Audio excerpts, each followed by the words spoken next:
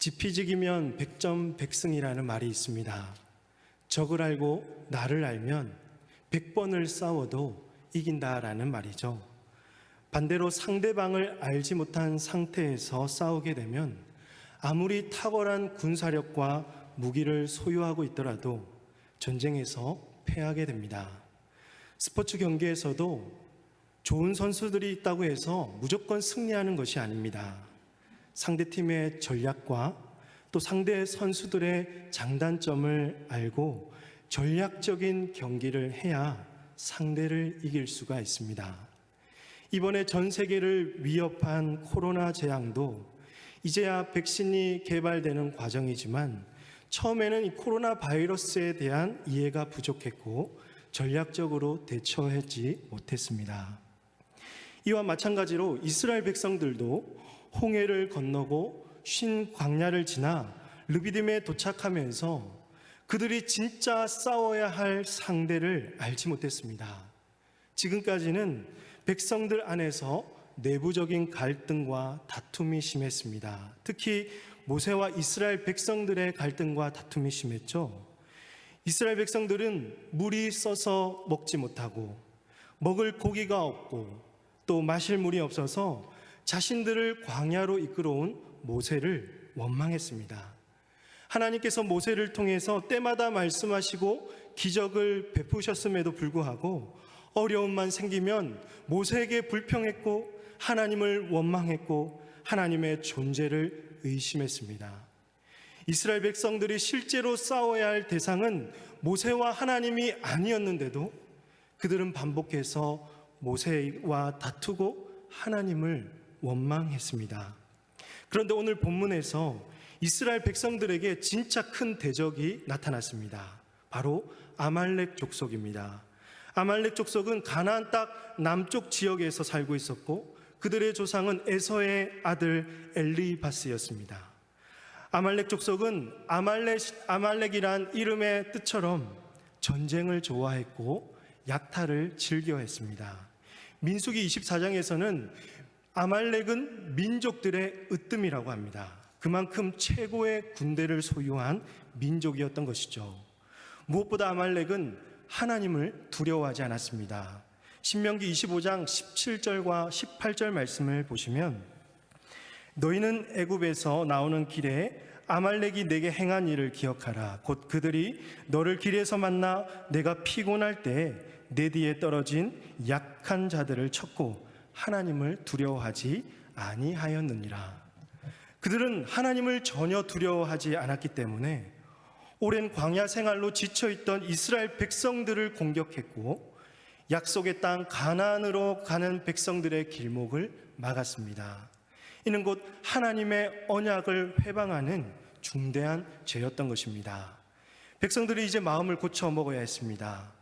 모세와 하나님이 자신들의 적이 아니라 아말렉이 진짜 대적인 것을 깨달아야 했던 것이죠. 하지만 이스라엘 백성들은 여기까지 군대를 모아서 전쟁을 치룬 적이 없었기 때문에 아말렉을 힘과 무기로 이길 승산은 없었습니다. 그러니 백성들은 홍해 바다에서 애국 군대를 몰살시키신 하나님의 그 구원의 손길을 기억하고 백성들을 위해 주권적으로 일하시는 하나님의 도우심을 구해야 했던 것입니다. 사랑하는 성도 여러분, 이 세상을 살아가는 성도들에게도 물리적이고 영적으로 직면한 전쟁이 있습니다.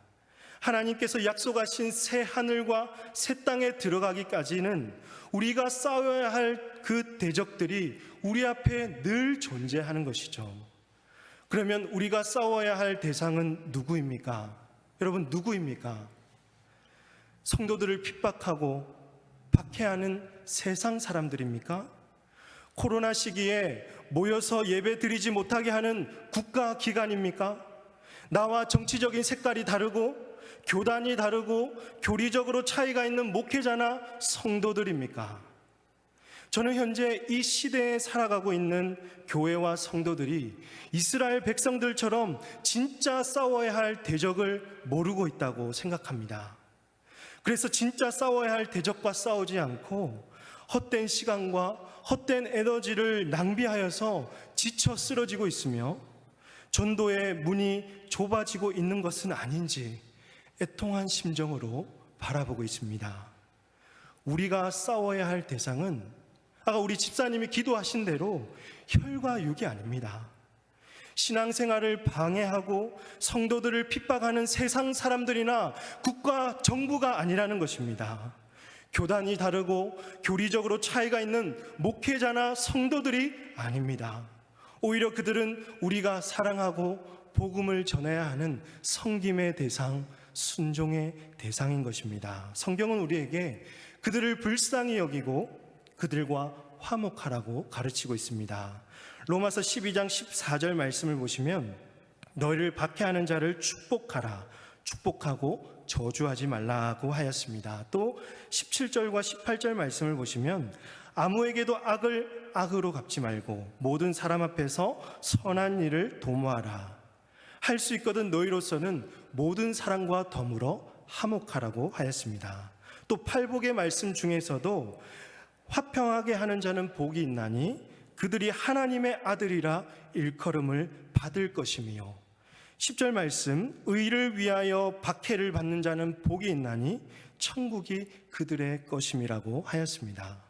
이처럼 성경은 시종일관 그리스도인들에게 모든 사람을 축복하고 심지어 우리를 박해하고 핍박하는 자들에게도 악을 악으로 갚지 말고 모든 사람과 더불어 화목하라고 가르치고 있습니다. 모든 사람들을 화평케 하는 피스메이커들을 하나님은 하나님의 아들이라 일컫고 천국을 선물로 주시겠다고 말씀하셨던 것이죠. 그러므로 사랑하는 성도 여러분, 죄인들을 살리기 위해 독생자 예수 그리스도를 죽기까지 내어주신 하나님 아버지의 마음을 닮아서 모든 사람을 넉넉하게 품어내고 사랑으로 섬기는 저와 여러분이 되시기를 주님의 이름으로 축복합니다.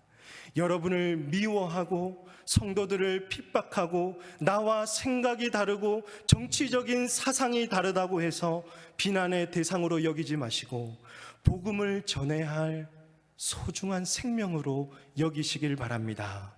우리 예수님처럼 할 수 있거든, 정말 할 수 있거든 그들을 끝까지 사랑하고 십자가의 복음을 전하는 우리 모든 성도님들이 다 되시기를 주님의 이름으로 축복합니다.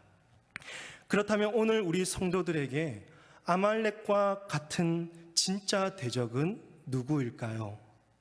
혈과 육이 아니라 이 세상을 악으로 지배하고 있는 악한 영입니다. 하나님을 두려워할 줄 모르고 사람들로부터 진리를 대적하게 만드는 실제적인 힘을 가진 사탄인 것이죠. 그는 성도들을 하나님과 멀어지게 만듭니다. 사람들의 마음을 지배하여 거짓과 속임수로 능하게 하고 미움과 다툼, 음란과 탐욕, 분노와 시기, 편가르기와 분열 등을 조장하는 진짜 대적은 사탄이라는 것이죠. 성도들은 악의 배후에 있는 눈에 보이지 않는 악한 영을 알아야 영적 전쟁에서 승리할 수가 있습니다. 이 대적을 알게 되면 그에 합당한 전략을 세우고 힘과 전력을 쏟아야 할 곳에 집중적으로 쏟아서 승리할 수가 있는 것이죠. 오늘 본문에서 아말렉이 이스라엘 백성들을 공격해 왔을 때 모세가 세운 전략을 한번 보겠습니다. 모세는 9절에서 여호수아를 불러서 사람들을 택하여 전쟁에 나가서 아말렉과 싸우라고 명령합니다. 여기서 여호수아가 이제 처음으로 등장하는데요, 그는 전쟁에 능한 사람이었고 앞으로 가나안 땅을 정복할 중요한 사명을 가진 모세의 후계자라는 것을 미리 암시해 주는 거죠. 그리고 모세는 다음 날 전쟁의 현장으로 가지 않고 어디로 간다고 하죠? 9절에서 하나님의 지팡이를 손에 들고 산 꼭대기로 올라간다고 합니다. 인간적인 눈으로 보면 모세는 여호수아와 백성들을 위험한 전쟁의 현장에 보내놓고 자신은 산으로 피하는 사람처럼 보일 수도 있죠. 여호수아 입장에서 배신감이 느껴질 수도 있고 백성들은 뭐 하는 짓이냐고 손가락질을 할 수도 있는 상황입니다. 하지만 모세는 이 전쟁이 이스라엘의 군사력에 달려있지 않다는 것을 깨달았습니다.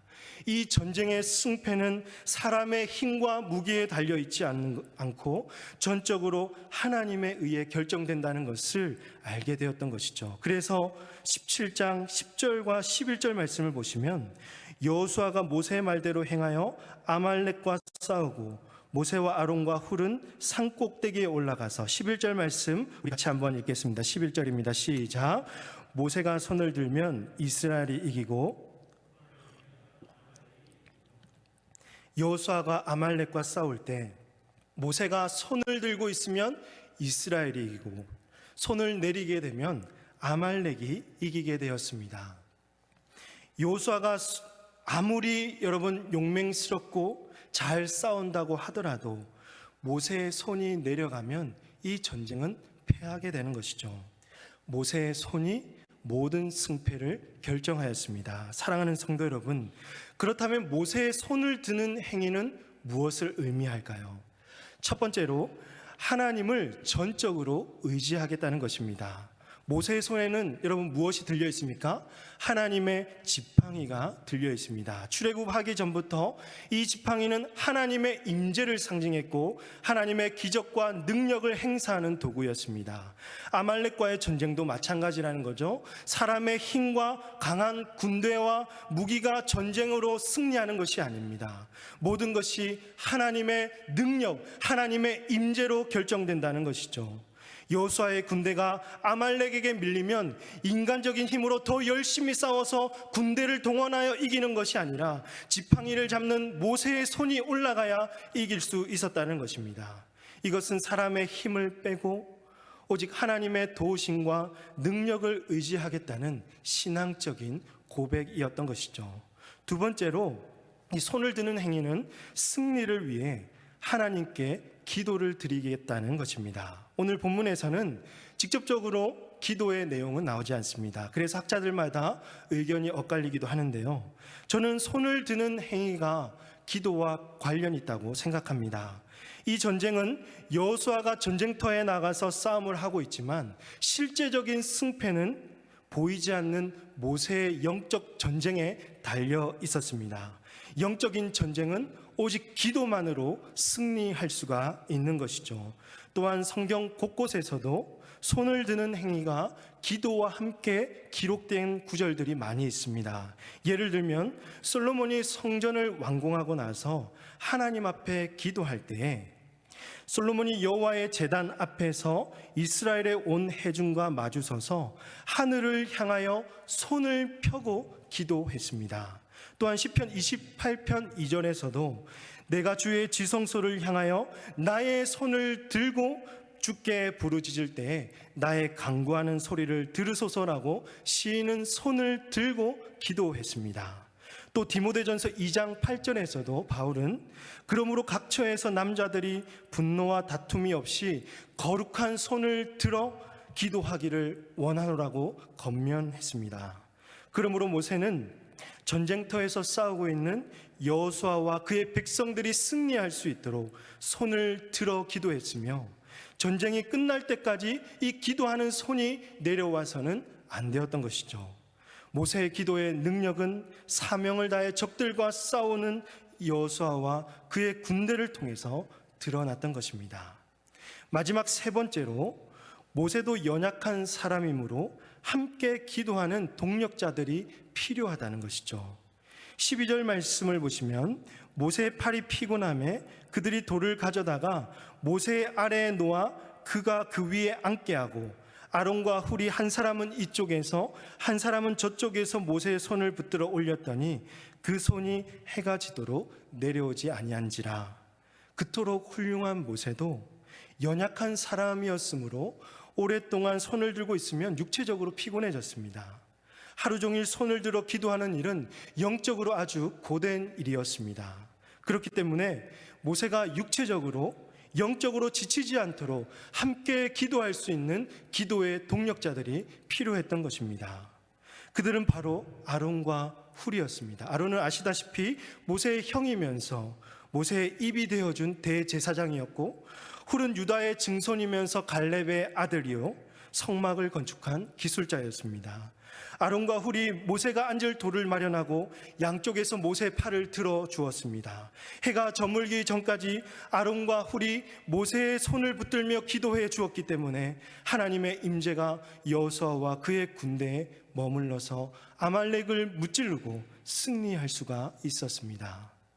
실제적으로 전쟁터에 나가서 싸우는 여호수아와 백성들도 참으로 소중합니다. 또한 보이지 않는 곳에서 이들을 위해서 기도했던 모세와 아론과 훌이 있었기 때문에 하나님께서 그의 백성들에게 임재하시고 전쟁에서 승리하게 하셨던 것입니다. 사랑하는 성도 여러분, 오늘 우리는 특별히 코로나 시대를 살아가고 있습니다. 보이지 않는 코로나 바이러스에 많은 사람들이 두려워 떨고 있지만 그보다 더욱 두려운 것은요, 교회와 성도들 간의 분열과 편가르기, 성도들이 진짜 대적을 분별하지 못하는 무디어져 가고 있는 영적인 통찰력, 또한 영적으로 게을러지고 나태해져 가는 목회자들과 성도들의 경건 생활, 그리고 점점 좁아져 가는 전도의 문이 아닐까 싶습니다. 이런 어려운 상황 속에서 성도들은 현재 다양한 영적 전쟁을 그 삶의 현장 속에서 치르고 있으실 텐데요.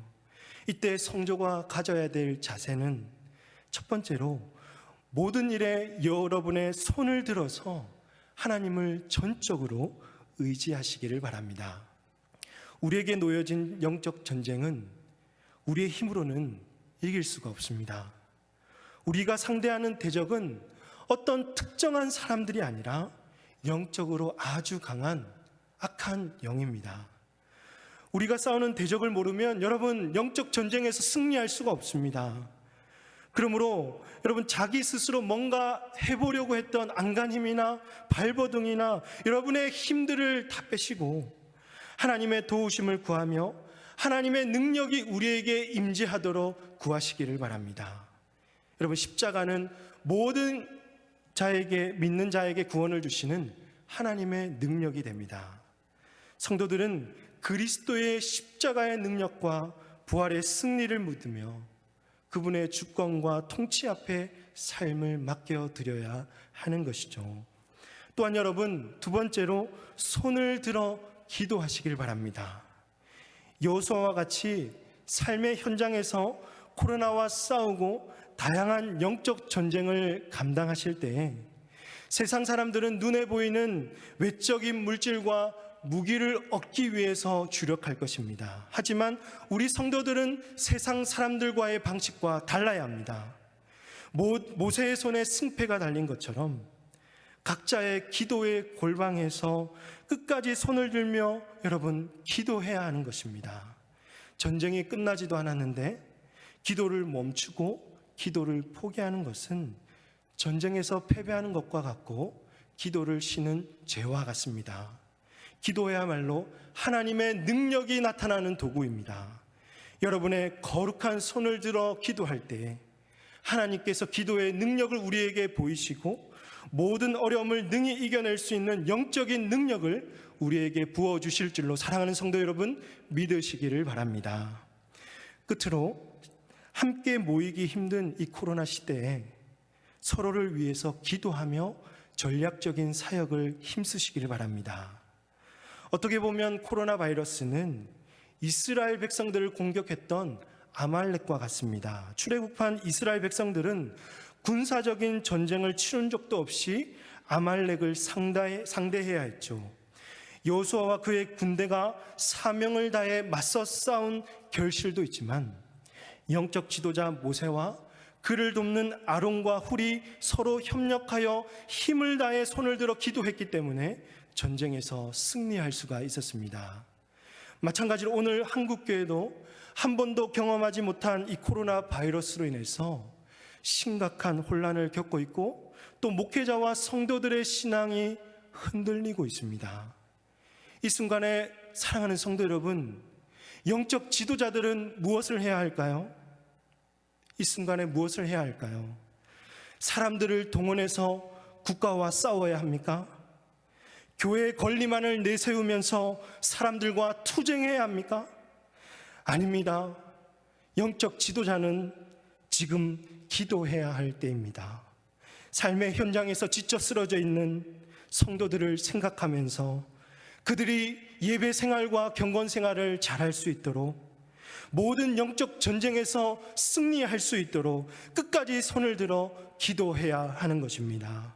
그런 의미에서 오늘 저희들이 우리 성도님 한 분 한 분을 위해서 교회에서 기도하고 있습니다. 영적 전쟁이 벌어지는 삶의 현장에서 여러 가지 이유로 어려움과 힘든 일이 있을 줄로 압니다. 사랑하는 성도 여러분, 그때마다 낙심하거나 좌절하지 마시고 영적으로 나태해지지 않기를 간절히 바랍니다. 우리가 대면하여 만나는 그날까지 가정에서 온전한 예배자로 예배를 드리시고, 무슨 일에든지 하나님을 의지하시고 기도에 손을 들어 하나님의 능력을 경험하시기를 바랍니다. 하지만 영적 지도자 혼자서 모든 사람들을 돌보기에는 육체적으로 약하고 영적인 짐이 무겁습니다.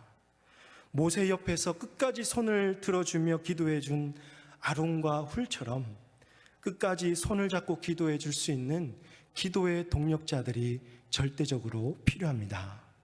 지금도 우리 주변에는 혼자서 예배드리지 못하는 분들과 경제적인 어려움과 육체적인 질병으로 고통당하고 있는 성도들과 이웃들이 많습니다.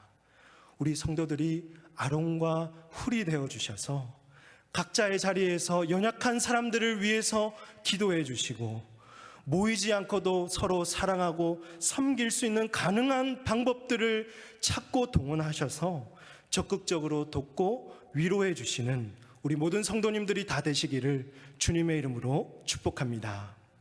결론적으로 여호수아와 그의 군대는 아말렉과의 전쟁에서 승리했습니다. 이 전쟁은 하나님의 도우심과 하나님의 선한 능력의 결과였죠.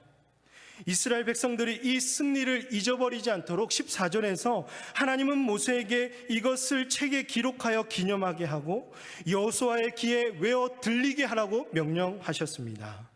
하나님은 백성들이 이스라엘의 그 구원 역사를 대대로 기억하기를 원하셨고, 앞으로 여호수아가 가나안 땅을 정복할 때에도 전쟁의 승패는 사람의 힘과 무기에 달려있는 것이 아니라 하나님께 달려있다는 것을 기억하게 하시려고 여호수아의 귀에 외워 들리게 하라고 명령하셨다는 것이죠. 그리고 모세는 이것을 기념하기 위해서 제단을 쌓고 그 제단을 가리켜서 여호와 니시라고 불렀던 것이죠. 이는 여호와는 나의 깃발이라는 뜻입니다. 즉 하나님이 나의 깃발이 되셔서 모든 전쟁으로부터 승리의 길을 올리게 하실 것이라는 신앙적인 고백입니다. 이스라엘 백성들의 전쟁은 여러분 한 번으로 끝나는 것이 아닙니다. 하나님께서 아말렉을 천하에서 기억하지 못하도록 하시겠다고 말씀하셨지만 그 전까지는 아말렉이 전쟁하고 또 그와 같은 대적들이 사라지지 않았습니다. 그때마다 여호와께서 맹세하시기를 16절 말씀 보시면 여호와가 아말렉과 더불어 대대로 싸우시겠다고 말씀하셨죠. 우리의 깃발이 되시는 하나님께서 백성들을 위해서 대신하여 싸워주시고 모든 대적으로부터 대대로 승리하게 하실 것을 여러분 하나님께서 맹세해 주셨습니다. 그렇습니다. 사랑하는 성도 여러분, 모든 전쟁의 승리는 하나님의 손에 달려 있습니다. 우리가 죽고 사는 것, 흥하고 망하는 것, 모든 것이 하나님께 달려 있습니다.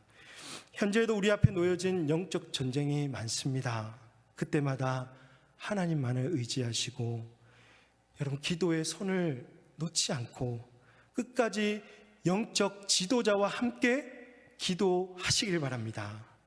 우리의 깃발 되시는 여호와 니시의 하나님께서 우리를 위하여 대대로 싸우시고 모든 전쟁으로부터 승리하게 하실 것입니다.